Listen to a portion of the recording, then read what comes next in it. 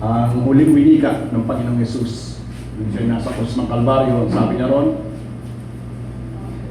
Father, into thy hands I commit my spirit. Ito po yung final at pinakahuling wika o salita na sinampit ng Panginoong Yesus nang siya ay nasa krus ng Kalbaryo. Matapos yung maghapon na siya pinahirapan, hinahagupit, inaalipusta, dinuduraan, pinabato, sinisipa, tinatadyakan, maghapon yun hanggang sa siya makarating sa krus ng Kalbaryo. Dumating ang huling sandali ng kanyang buhay bilang isang tao. Ito yung sandali na magbabago ng kasaysayan ng mundo. Ito yung sandali na magtatakda ng katapusan ng kasalanan at ng kasamaan sa mundo. This is the moment that will alter the course of history. Ang sabi doon,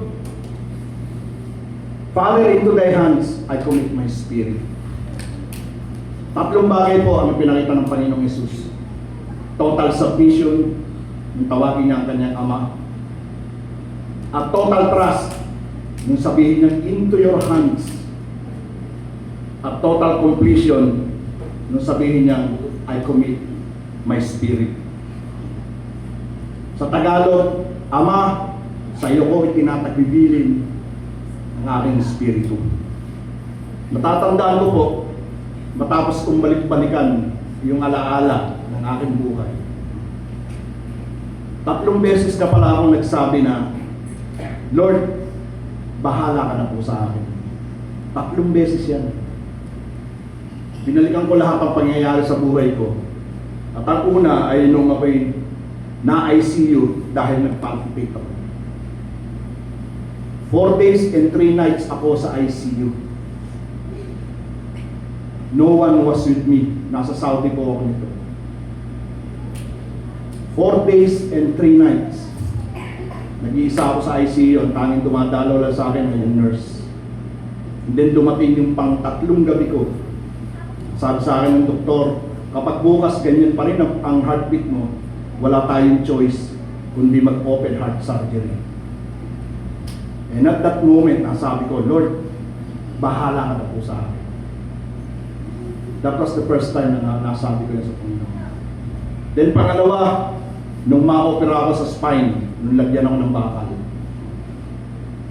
Bago ako dalhin sa operating room, sinaksakan ako ng pampatulog. Then pagdating sa operating room, inihiga ako ron sa parang katayan, na stainless, inihiga ako ron, habang hinihintay nila na matulog ako. Nung nakatingin ako sa malalaking ilaw na nasa tapat ko, tangi ko lang nasabi, Lord, bahala ka na po sa akin. And that was the last moment na naalala ko. At nung magising ako the next day, nasa ward na ako, nagre-recover ako, kasama ko na ang pamilya ko. And the last thing, and the last time na ako'y nagsabi ng Lord, bahala ka na po sa akin, nung ma-COVID ako. Na dinala na ako sa ospital kung saan yung lahat ng dinadala ron, yung mga namamatay na. Doon ako dinala. Sabi sa akin ng doktor, ito na lang ang pag-asa ko, yung maliit na gamot at isang injection. Kaya nung ibigay sa akin yung ng doktor, at sabi ko sa Panginoon, Lord, bahala ka na po sa akin. And lo and behold, by the miracle and by the grace of God, gumaling po ako. So 3 beses po yun na naalala ko sa aking buhay. At yung ma-COVID ako, that was my nearest death experience. Doon ko naranasan yung alam ko mamamatay na pala ako. Ay mapalad kayo kung hindi nyo pa nararanasan yun. At huwag na ninyong pangarapin pandanasin. Na everything, wala ka nang mararamdaman. 3 emosyon lang ang nangingibabaw sa akin that time. Sa lahat ng sitwasyon na yun. Helplessness, hopelessness, and being alone.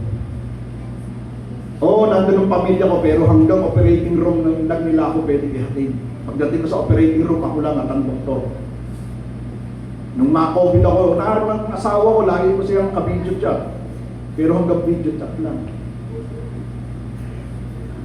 Nung ako'y na-ICU, Marami akong kasama ron, pero puro nurse. Pero wala sa loob ng ICU. Nag-iisa lang ako sa ICU.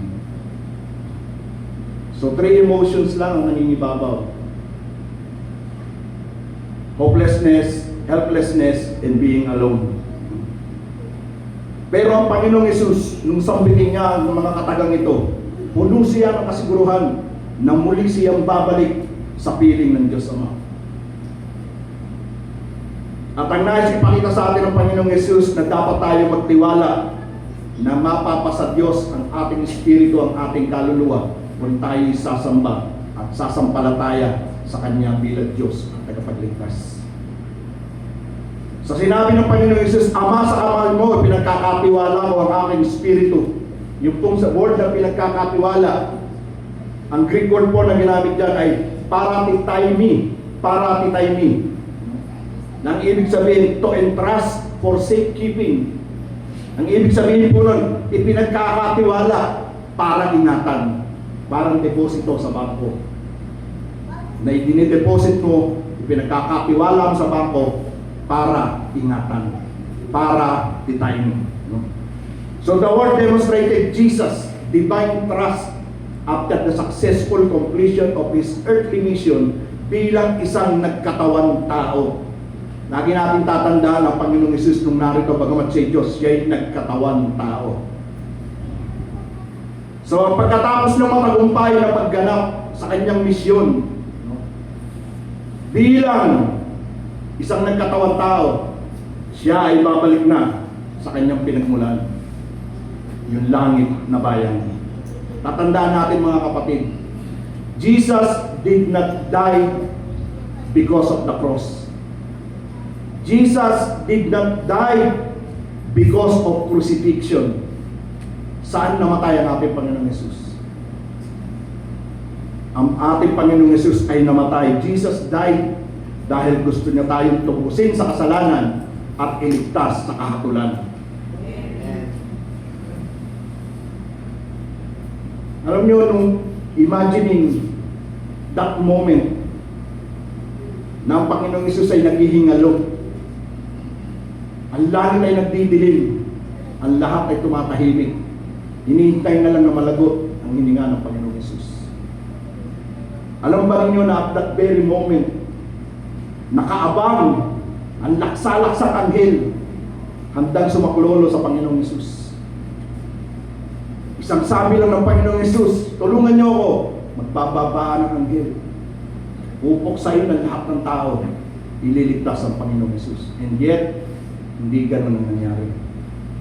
It changes the course of history ng ating mundo.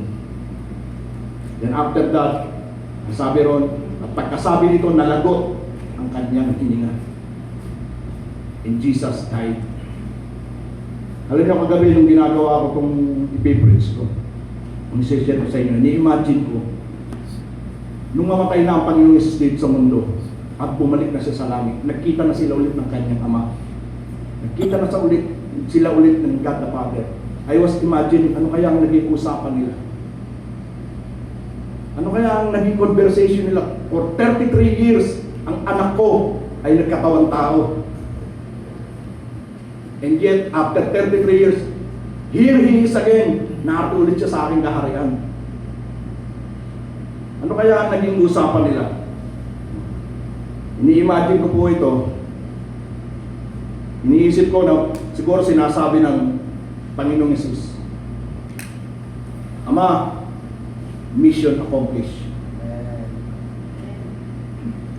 I have accomplished my mission. At sabi siguro ng Ama sa kanya, at dahil dyan, ano ang iyong kahilingan? Sabi ng Panginoong Hesus, Ama, una ko pong kahilingan, bigyan mo po ng buhay na walang hanggan ang sino man na sa akin ay sasampalataya. Sabi ng Ama, mangyayari yan, anak. Ano pa ang iyong kahilingan? Sabi niya, Ama, bigyan mo po ng kapahingahan ang mga kaluluwa ng sino man mamamatay na ako'y nasa kanyang puso. Sabi ng Ama, mangyayari yan, anak. Pangatlo, ang sabi niya, Ama, bigyan mo po ng mansyon ang sino man napaparito sa langit. Ipaghahanda ko sila ng mansyon, ipahintulot ng bigyan ko sila nito. Ang sabi ng Ama, anak, mangyayari yan. Ano pa ang kahilingan mo? Marahil ang sabi ng Panginoong Hesus, Ama, hayaan mo akong sunduin sila. Sila na mga hindi dapat dumanas ng great tribulation. Sabi ng Ama, anak, mangyayari yan. At muli, tinanong siya, anak, ano pang kahilingan mo para sa mga tao? Ama, ipahintulot ko po. Nabigyan natin sila ng putong ng gantimpala. The crown of reward, sila ng mga nagsikap para sa akin. Sabi ng Ama, anak, mangyayari din yan.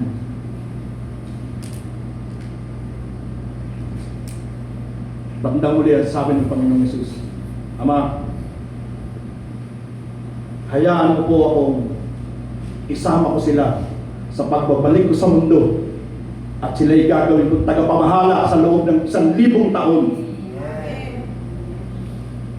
Anak, mangyayari din yan. And lastly, sabi niya, Ama, ito ang aking huling kahilingan para sa kanila. Ama, hayaan mo pong makasama natin sila sa bagong langit at bagong lupa na lilikhayin natin. At makasama natin sila magpakailan, kailan pa man. Ang sabi ng Ama, O anak, lahat yan ay mangyayari dahil sila'y sumampalataya sa iyo bilang kanilang Diyos at tagapagligtas. Parang napakaganda kung ganun ang conversation. And yet, lahat ng sinabi ko, biblically speaking, it will happen. Lahat yan nakatala sa Biblia. At yan ay hindi dahil sa ano pa ang ating ginagawa. Ano pa man ang ating pagsisikap, hindi dahil sa ating sariling talino, sa ating sariling lakas, but only through Christ our Lord. So mga kapatid, si Haring David, ang sabi sa Biblia, he was a man after God's own heart. Ang sabi na nung panahon na siya nililiglig, tinutugis at nais siyang patayin ng kanyang mga kaaway. Sa Psalms chapter 31 verse 5, ano sabi doon? Father, God, into your hand I commit my spirit. You have redeemed me, O Lord God of truth. Binanggit din pala ito ni Haring David. Into your hand I commit my spirit. Ipinakikita ni Haring David na sa panahon ng kagipitan at wala nang iba pang malalapitan at magagawa pa, tanging ang ating Diyos na lamang. Sa Kanya na lamang tayo makakaasa ng proteksyon at ng pagliligtas. Maging si Esteban, noong panahon siya'y pinabato dahil sa kanyang pananampalataya, he uttered a modified prayer. Ang sabi sa Acts chapter 7 verse 59, and they stoned Stephen as he was calling on God and saying, Lord Jesus, receive my spirit. Para kay Stephen, wala nang mas hahalaga pa sa kaligtasan ng kanyang kaluluwa, ng kanyang espiritu. Kaya siya'y nanalangin sa ating Panginoong Hesus upang matiyak ang kaligtasan ng kanyang espiritu. So mga kapatid, when Jesus said, Father, into thy hands I commit my spirit, ang nais din ng ating Panginoong Hesus. We uttered this prayer at ipagkatiwala natin ang ating buhay, ang ating kaluluwa sa ating Diyos na buhay. This is the only way. Wala nang iba pa. Nakakalungkot lang na itong panahon na ito, itong araw nito hanggang bukas, many are performing activities ang akala nila nakalulugod sa Diyos. Kahapon or nung isang araw, ay may parada po, yung Lenten Parade ng Taytay. Napakaraming kalsada ang sarado. At lahat ng samahan ng may penitensya sa Taytay ay kasama sa parada. Suportado ng mula kapitan hanggang konsehal hanggang mayor. At even maging ang mga opisyalis na ito, they were wearing costumes. Nakakalungkot lang na if they have this seriousness para gawin yung bagay na ito, bakit hindi ang mga Kristiyano na totoong nakakaalam ng salita ng Diyos? Who is bold enough to do these things? Sino ang handang mabato, handang mamura, handang mapalo, handang mabugbog sa paghahayag ng katotohanan? Napakahirap, di po ba? And yet, this is what the gospel is telling us. Go ye and preach the gospels and make disciples of all nations. At dito po akong tatapos, mga kapatid. 1 Peter chapter 4 verse 19, ang sabi doon, therefore, let those who suffer according to the will of God commit their souls to Him in doing good as to a faithful Creator. So tayo yung inaatasan ng Biblia na ipagkatiwala natin ang ating mga espiritu sa ating Diyos Ama sa pamamagitan ng ating Panginoong Hesus. Pagkatapos sa bitin ng Panginoong Hesus ang ikapitong wika, nung siya'y nasa krus ng Kalbaryo, ay nalagot ang kanyang hininga. Jesus died as a man, and yet after 3 days, He rose again. Dahil kung hindi nabuhay na muli ang Panginoong Hesus, walang silbi ang ating relihiyon at pananampalataya. Because the resurrection, the empty tomb, is the greatest fruit of Christianity, that our Jesus Christ is alive and will be alive forevermore. Sa kamatayan ng Panginoong Hesus ay nagbunga po ito. Unang bunga ng kamatayan ng Panginoong Hesus, kalayaan na lumapit sa Ama. Sabi sa Biblia, nung mamatay ng Panginoong Hesus, nung malagot ang kanyang hininga, lumindol, maging ang telon sa templo ay nahapak mula taas hanggang baba. It symbolizes, inalis na ang harang para ang tao ay makalapit sa presensya ng Diyos. We can do so. We can come to the presence of God through our Lord Jesus Christ. Pangalawa, binigyan niya tayo ng kalayaan sa paghahandog ng iba't ibang hain upang mapaluguran ang Diyos. Sa lumang tipan, kapag nagkasala ka, maghahandog ka ng isang hayop na walang dungis, na walang bahid, para patawarin ka ng Diyos. At marami pang form of offerings, material offerings. And yet, ang kamatayan ng Panginoong Hesus, ang lahat ng ito inawala, inalis. Because Jesus is the ultimate offering for our sins and transgressions. Siya ang pinakadakilang handog para sa tao. Pangatlo, kalayaan mula sa sumpa ng kautusan, the curse of the law. Nung tayo nasa ilalim ng kautusan, this is God, this is the law, and these are the humans. In every transgression, there is wrath of God. May kahatulan ng God, may parusa sa Diyos. Ito ang inalis ng Panginoong Hesus. He covered us with His blood para hindi natin danasin ang puot at galit ng Diyos Ama. And only Jesus can do that. Panghuli, ang kalayaan mula sa kaparusahan ng kasalanan. Freedom from the penalty of sins. Kung inyo lamang maririnig ang pinag-aaralan namin sa end times, you will know how dreadful it is kapag nahatulan ka at nadala ka sa dagat-dagatang apoy. Doon may apoy na hindi namamatay. Uuurin ka, hindi ka mamamatay. Nanaisin mong mamatay, hindi mo masusumpungan ang kamatayan. Dadaing ka. Maglalangit-ngita ng mga ngipin mo sa hirap, kakagatin mo ang sarili mong dila habang sinusunod ka. And yet, this will go on for eternity. And Jesus Christ set us free from the penalty of sins. His blood cleansed us of these sins. So mga kapatid, ang sabi po sa Proverbs chapter 16 verse 3, commit to the Lord whatever you do, and He will establish your plans. Commit to the Lord whatever you do. Ipagkatiwala mo sa Diyos ang lahat ng iyong ginagawa. Pero higit sa lahat, sa panahon na ito na inaalala natin ang huling 7 wika ng Panginoon Yesus sa krus. We have to commit our spirit to God. For it is only in God that we will have salvation and eternal peace.